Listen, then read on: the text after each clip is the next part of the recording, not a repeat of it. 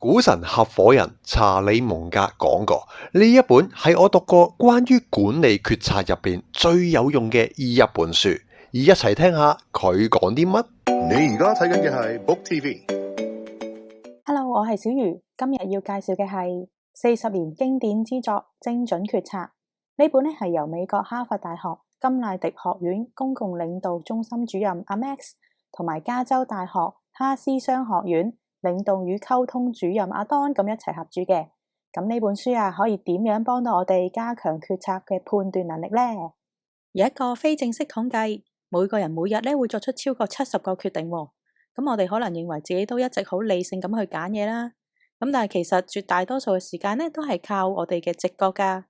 而選擇錯誤嘅話，到我哋發現嗰陣就可能已經後悔莫及啦。咁好多時啲嘢始終係冇完美或者絕對嘅準則，但係最少我哋都好希望揀到一個最適合自己嘅決策。我哋而家就做一個簡單嘅實驗啦，可以留意熒幕上兩張台。咁你可能好似大部分人咁，都會覺得左邊嗰張台比較長啲同窄啲。但係如果你用間尺去度嘅話其實兩張台嘅大細係一樣噶。好多時喺眼前見到嘅嘢都係我哋只係單方面覺得係咁，所以單係喺直覺判斷嘅話好容易會令你錯過咗事情嘅本質。如果係咁講，咁我哋撇除直覺去判斷，咁係咪完全正確呢？如果一個樽上邊寫住有毒，咁就算呢個樽幾乾淨都好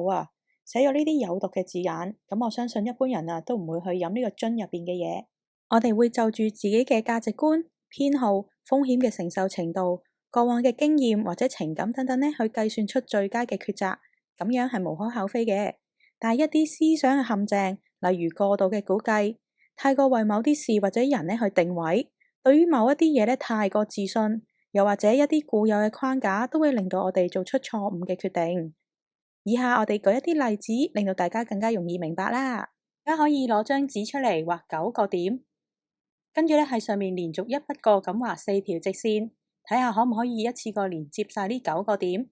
咁記住我哋要一筆過連續咁樣畫嘅，轉咗彎就計另外一條噶啦。咁限時1分鐘，咁大家可以撳暫停去準備一下。大家都會試圖用符合邏輯嘅決定技巧去解決眼前嘅問題。咁喺剛才嘅1分鐘大家都已經試咗好多唔同嘅畫法。咁但係其實喺我哋有限嘅意識入邊，會阻住我哋注意到一啲有用、可以觀察或者有關聯性嘅數據，而因為停留咗喺自己固有嘅框架入邊所以就令到我哋揾唔到答案。如果可以打破呢個框架，就意識到呢9個點以外嘅空間，就好容易揾出答案啦。就好似平時我哋買開嘅茄汁咁，一直以嚟玻璃樽底部嘅茄汁都好難倒晒出嚟嘅。而當初呢個茄汁嘅包裝設計就意識到呢個界限，所以就從反方向去諗。咁我哋又點樣可以將自己處於一個唔受限制嘅世界，從中探出可能性呢？所以最後玻璃樽嘅設計就變成倒轉。咁呢種嶄新嘅設計後來仲延展到其他唔同嘅產品添。框架係可以以任何形式咁樣呈現嘅，就好似以下呢個例子。咁曾經向哈佛大學嘅學生做過一個研究。咁學生會得到50蚊美金，研究人員會話俾佢聽，呢一筆錢係學費嘅退款，又或者係獎金嚟嘅。1個禮拜之後研究人員就會追蹤呢啲學生點樣用呢50蚊美金，咁究竟係儲起佢定係使晒佢？結果顯示，退款嗰組嘅學生就平均用咗10蚊，儲起咗40蚊，而獎金組嘅學生仲用咗22蚊，儲起咗28蚊。咁好明顯獎金組用嘅錢就多2倍啦。接住落嚟，研究人員亦都做多咗呢個實驗嘅升級版，同樣係哈佛大學嘅學生，今次就每人只係派發咗25蚊美金，都係話俾佢哋聽係學費嘅退款或者係獎金嚟嘅。之後研究人員仲喺學校開咗個臨時鋪頭，將平日公價產品8折出售。咁今次結果就更加明顯啦，獎金組使嘅錢係足足多咗4倍，咁梗係啦。以外之財用多咗都唔會肉痛啊嘛。以上嘅例子對於你嚟講可能一啲無關痛癢嘅事，又或者影響唔大。但係以下嘅案例你可能曾經試過，亦都會對未來影響深遠。有一種嘅模式稱之為承諾升級，咁係指個人或者團隊咁喺面對眼前嘅失敗或者負面結果時，反而會持續咁樣合理化原本自己既有嘅決策、行為、投資方案。吓，唔係啊嘛？以下有3個例子，大家可以思考一下。情景1，咁你決定咧就要請一個新嘅經理幫你手做嘢，咁你亦都預期佢表現幾出色嘅。咁喺早期試用嘅階段呢，但你已經覺得佢表現麻麻地咯，咁你會唔會即刻炒咗佢呢？好多時都會覺得，佢都係啱啱嚟新做，咁可能摸索緊啫，咁所以你就決定再等多一段時間，同埋提供額外嘅資源去幫佢提升表現啦。咁但係點知過咗2個月，佢嘅表現都唔係好多掂喎，咁你而家就更加有理由炒咗佢啦。但係同一時間你會覺得，我再請個係咪會好㗎？咁我都花咗咁多時間喺呢個員工身上，咁過耐啲會唔會好啲呢？如果係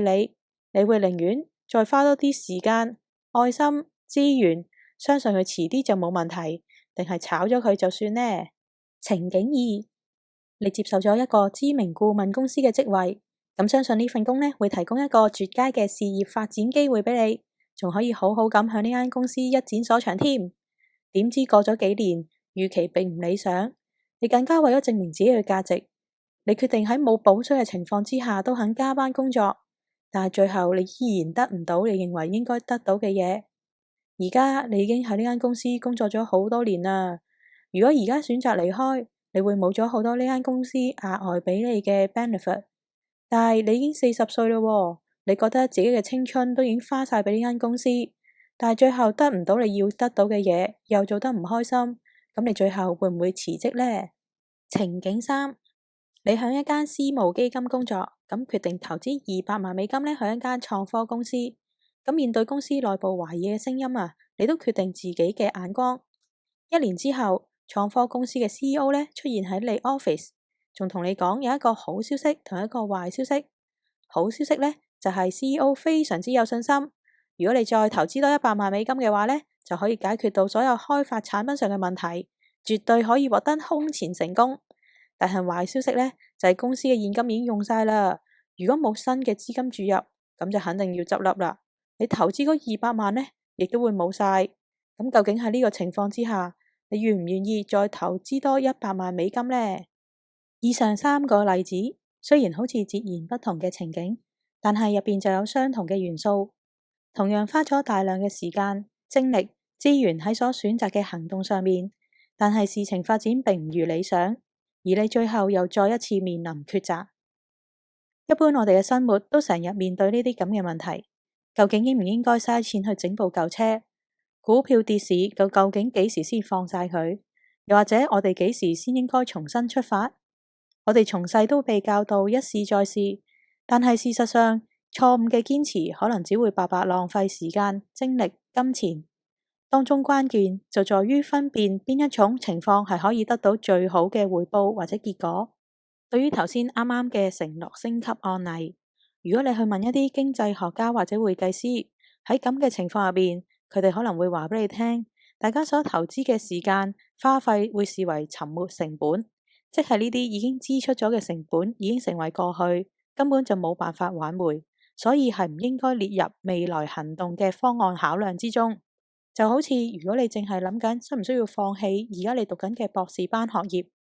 咁考慮嘅重點呢，就唔係你花咗幾多時間同學費，而係應該要衡量一下放棄咗學業嘅話，對於未來嘅成本同埋收益嘅影響，又或者有冇其他解決嘅方法呢？